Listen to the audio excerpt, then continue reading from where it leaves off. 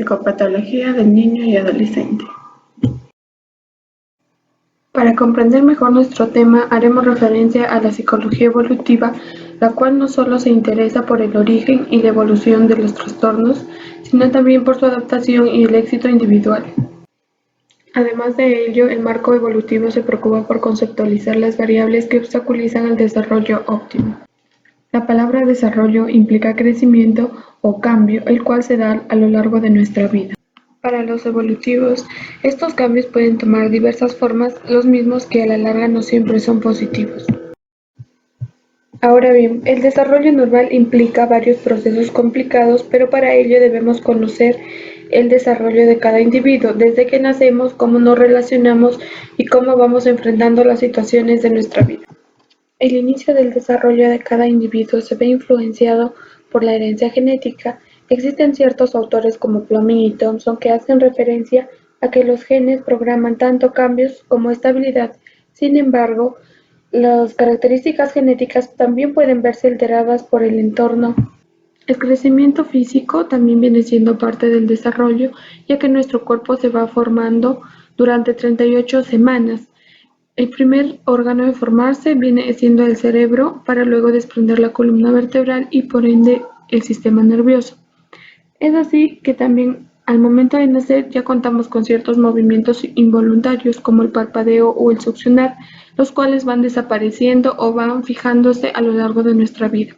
Sin embargo, la ausencia de reflejos pueden implicar ciertas anomalías en la conducta. El niño como ser intelectual. Esta parte de la lectura hace referencia a cómo nosotros aprendemos desde el momento en que nacemos, cómo nos damos cuenta de lo que pasa a nuestro alrededor. Esto es gracias a los sentidos como el tacto, el gusto, la vista, los cuales van desarrollándose a medida que vamos creciendo. Las habilidades comunicativas están relacionadas con el aprendizaje y la cognición. La comunicación viene siendo progresiva. Por ejemplo, de 0 a 6 meses un niño ríe, llora o se puede asustar.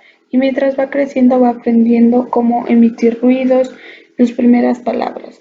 Los problemas con el lenguaje pueden desembarcar en problemas escolares, interacción social y baja autoestima. Por último, tenemos al niño como ser social y emocional. Desde que vamos naciendo, vamos a ir observando, escuchando y aprendiendo a relacionarnos con los demás.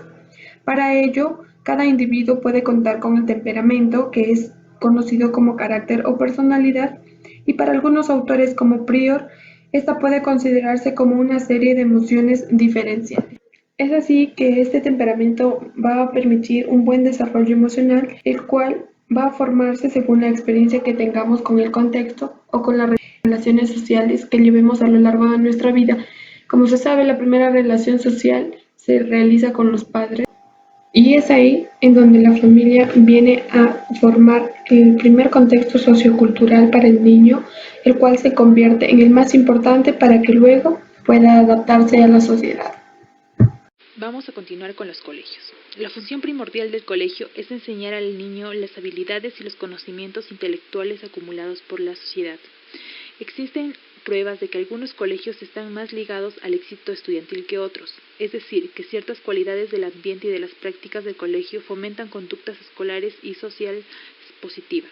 Las experiencias escolares pueden influir en el futuro del niño poniendo en movimiento acontecimientos concretos que continúan con el proceso de modelamiento. La clase social es determinada por factores tales como los ingresos familiares, el nivel de formación y el nivel profesional, entre los cuales existe una correlación. Las pautas de crianza varían de acuerdo a la clase social. Se ha probado que las familias que viven con inseguridad económica creen no tener un gran control sobre sus vidas. Por otro lado, las familias de clase media tienden a enfatizar la elección, la superación intelectual y la situación laboral. ¿Cómo se produce el desarrollo? Modelos multifactoriales o integradores. Los modelos multifactoriales o integradores del desarrollo se conocen por el nombre de modelos interactivos o modelos transaccionales. Estos modelos presuponen que hay toda una serie de factores que interactúan para producir el cambio. A continuación examinaremos dos ejemplos de ello. El modelo biopsicosocial. Este modelo presupone que el desarrollo es una función en la que se produce la interacción de variables biológicas y psicológicas. En algunas investigaciones realizadas con animales se ha hallado que el desarrollo óptimo del cerebro y del sistema visual depende de la programación genética como de los estímulos del ambiente. El modelo de bondad y ajuste. Chess y Thomas detectaron que existe una gran cantidad de niños a quienes podía clasificárseles de temperamento difícil, ya que manifiestan una disposición de ánimo negativa, reacciones muy intensas e irregularidades en el sueño. Asimismo, Chess y Thomas admitieron que el resultado final en parte dependía de cómo se adaptaba el niño a los diferentes entornos en los que vivía.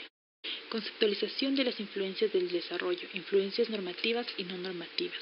Las influencias normativas reguladas por la edad afectan a la mayor parte de los individuos en periodos similares de la vida. Las influencias normativas reguladas por la historia afectan a la mayoría de las personas pertenecientes a la misma generación. Por el contrario, las influencias no normativas pueden sucederle solamente a algunas personas, tal vez en momentos impredecibles o en circunstancias atípicas. Los acontecimientos no normativos son los acontecimientos fortuitos que afectan al desarrollo. Causas permisivas y causas eficientes de los problemas de comportamiento. Chisetti y Rosen han distinguido entre causas permisivas y causas eficientes. Las causas permisivas son una disposición hacia ciertas conductas, mientras que las causas eficientes hacen que dicha disposición se manifieste. La distinción entre causas permisivas y causas eficientes es muy útil en cuanto se reconoce que de todos los factores que pueden influir en el desarrollo, no todos desempeñan necesariamente un papel similar o igual. Riesgo y resistencia. Actualmente existe un gran interés en llegar a comprender los factores que hacen que sea más o menos probable que un niño pueda desarrollar un trastorno de la conducta. Los factores de riesgo son una serie de variables que aumentan la probabilidad de que se produzcan dificultades o desviaciones en el comportamiento, mientras que la resistencia supone una protección ante los factores de riesgo o la capacidad de recuperarse prontamente ante las adversidades de la vida.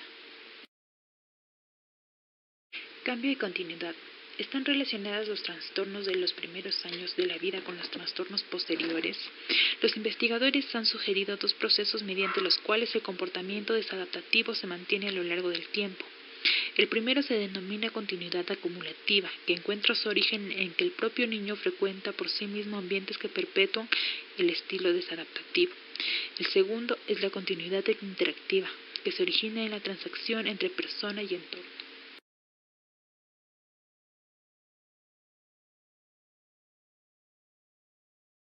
El objeto de la psicopatología evolutiva consiste en aclarar cómo se produce la integración de los sistemas biopsicosociales de la persona para explicar las conductas adaptadas y desadaptadas.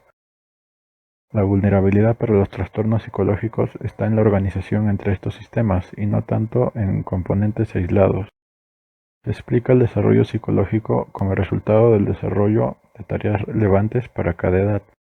Si fueron resueltas satisfactoriamente, mayor será la probabilidad de una adaptación exitosa, pero esto no necesariamente será seguro por completo. Otro principio de la psicopatología evolutiva es el rol que la persona ejerce en su desarrollo, donde las elecciones que hace y su autoorganización ejercen una influencia importante y mayor a las influencias externas. Las experiencias tempranas son importantes, y el análisis de la organización de la estructura de los sistemas biopsicológicos será útil para comprender la manera de responder al riesgo y al estrés a lo largo del desarrollo. Los psicopatólogos evolutivos consideran importante identificar a los niños y adolescentes con riesgos de presentar trastornos en la edad adulta, con el fin de aclarar los factores que harán posible la presencia de síntomas que preceden al desarrollo de un trastorno. También se asume que la interacción entre los procesos de riesgo y de compensación se expresa en la conducta de manera diferente, dependiendo de cada cultura, influyendo también en la forma de expresión de los síntomas. Actualmente persiste la tendencia a entender cuáles son los procesos y mecanismos de vulnerabilidad en vez de tratar de identificar un factor concreto de vulnerabilidad que correlaciona con un determinado trastorno. En los estudios epidemiológicos sobre la psicopatología en niños y adolescentes, se ha descubierto que las tasas de prevalencia globales se sitúan entre 14 y 20%.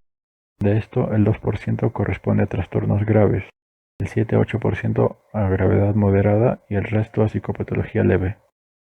La comorbilidad o presencia de dos o más trastornos en la misma persona está en torno al 50%. Las taxonomías empíricas se basan en las correlaciones o covariación de signos, síntomas o conductas. Esto ha permitido identificar dos dimensiones psicopatológicas de banda ancha en los niños y adolescentes. La primera, que incluye trastornos de ansiedad y depresión, se denomina internalizante. La segunda, que incluye los trastornos de conducta, el abuso de sustancias o hiperactividad, se conoce como externalizante. Por último, los factores centrales de primer orden, de los que se derivan estas dimensiones, incluyen 8 a 10 síndromes más específicos. Las taxonomías de base en matemática permiten organizar los trastornos atendiendo a una estructura jerárquica más simple que la del DSM o CIE. Con esta metodología se ha propuesto un modelo heurístico jerárquico para la descripción y explicación etiológica de las dos dimensiones mencionadas.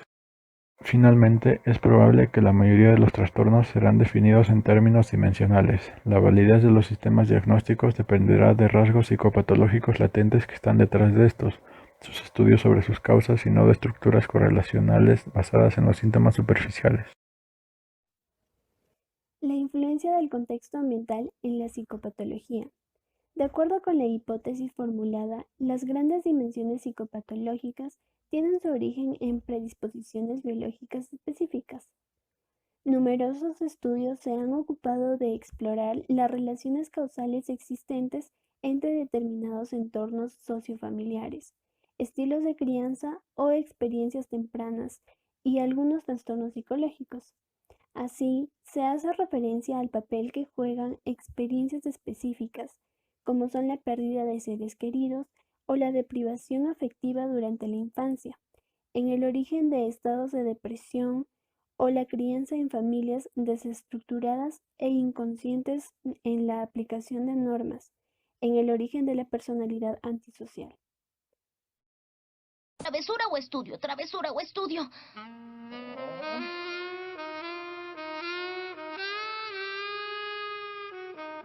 Ay.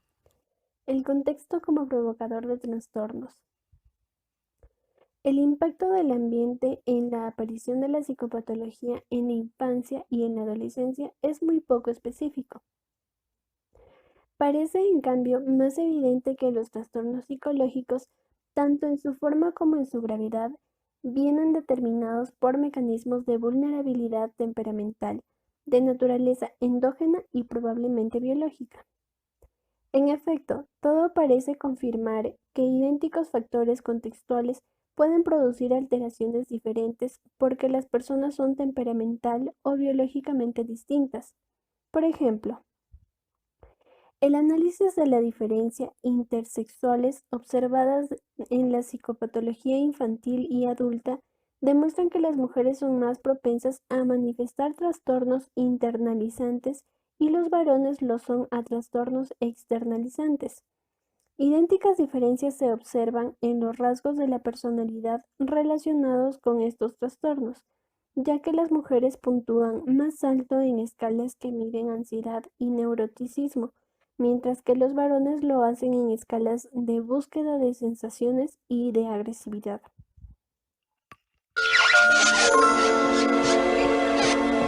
¿Quién hizo esto? ¿La bebé? ¡Bebé mala! El riesgo y la vulnerabilidad. El concepto de riesgo alude a las variables ambientales que están empíricamente relacionadas con la alta probabilidad de experimentar un trastorno. Por ejemplo, la pobreza o el estrés derivado de un ambiente familiar conflictivo. Por ello, el riesgo sirve para predecir la probabilidad de un trastorno, pero no informa necesariamente de su naturaleza específica ni de los mecanismos que tienen lugar en la aparición del trastorno. Los mecanismos de vulnerabilidad, en cambio, típicamente incluyen características que residen dentro del individuo y que pueden tener su base tanto genética, que incluye procesos neurobiológicos, como dimensiones del temperamento, o biológicas, que son determinadas por alteraciones tempranas o daño en el sistema nervioso central.